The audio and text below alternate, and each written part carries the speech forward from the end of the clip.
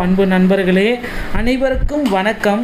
இன்றைக்கி நம்ம இந்த வீடியோவில் எதை பற்றி பார்க்க போகிறோம் அப்படின்னு பார்த்தீங்கன்னா, பிரதம மந்திரியுடைய கிசான் திட்டம் பிஎம் கிசான்.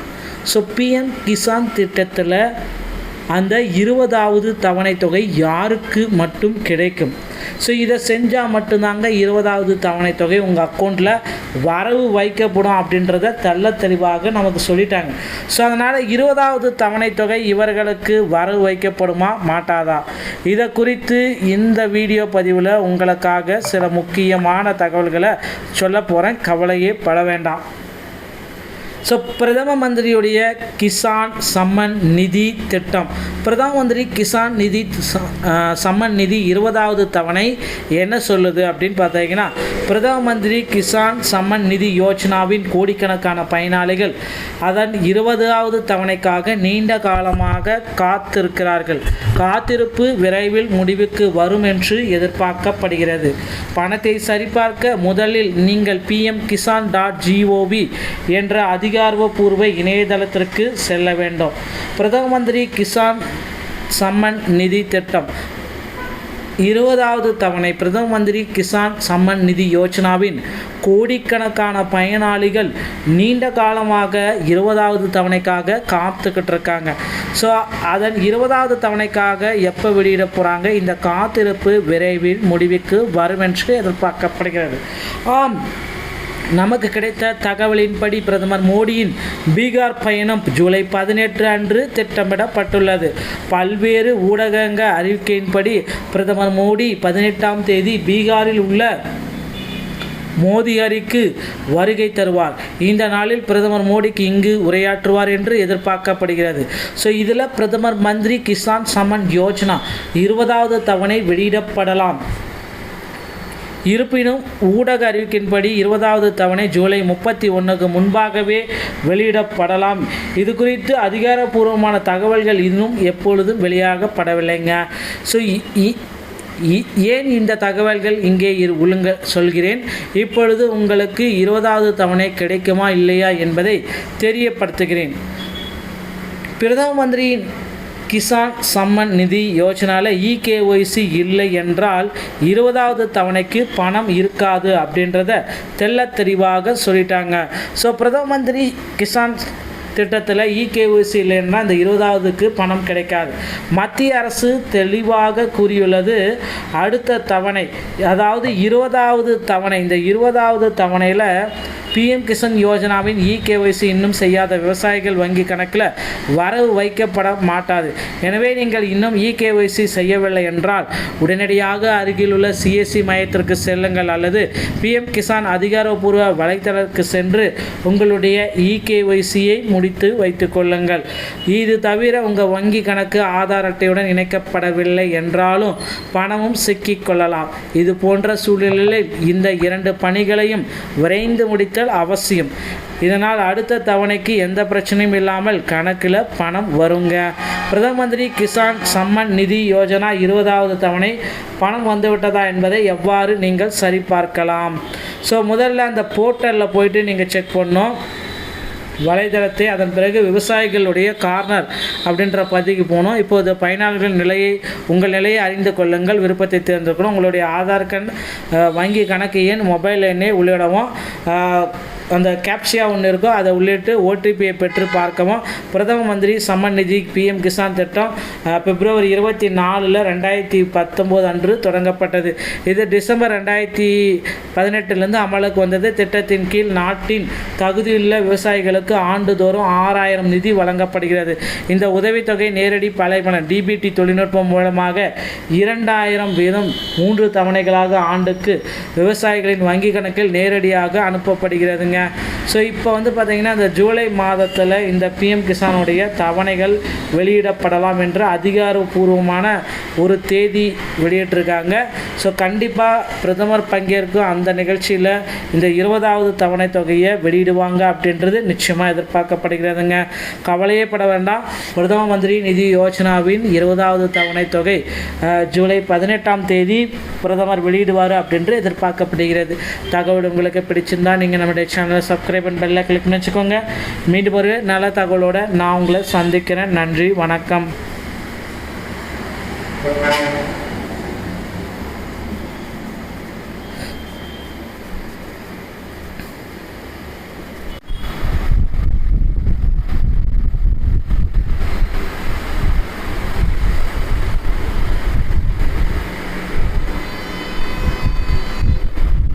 ஹலோ அன்பு நண்பர்களே, அனைவருக்கும் வணக்கம்.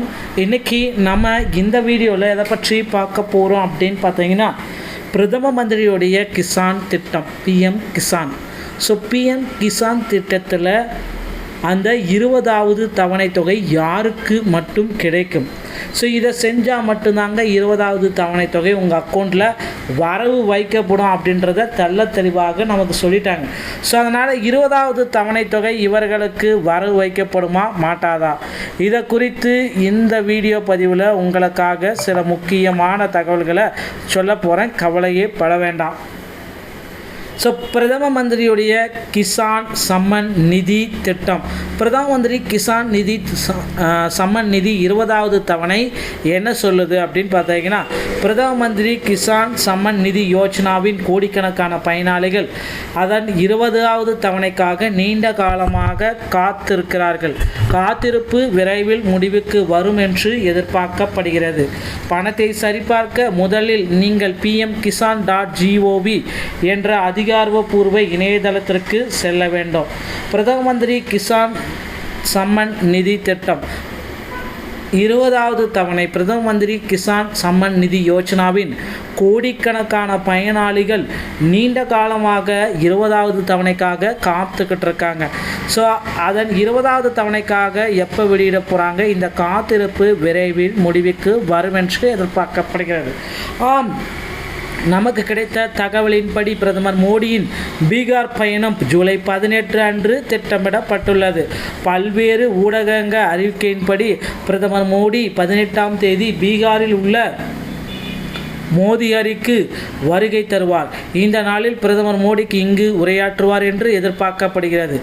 இதில் பிரதமர் மந்திரி கிசான் சம்மன் யோஜனா 20வது தவணை வெளியிடப்படலாம். இருப்பினும் ஊடக அறிவிக்கின்படி 20வது தவணை ஜூலை 31க்கு முன்பாகவே வெளியிடப்படலாம். இது குறித்து அதிகாரப்பூர்வமான தகவல்கள் இன்னும் எப்பொழுதும் வெளியாகப்படவில்லைங்க. ஏன் இந்த தகவல்கள் இங்கே உள்ளுங்க சொல்கிறேன். இப்பொழுது உங்களுக்கு 20வது தவணை கிடைக்குமா இல்லையா என்பதை தெரியப்படுத்துகிறேன்.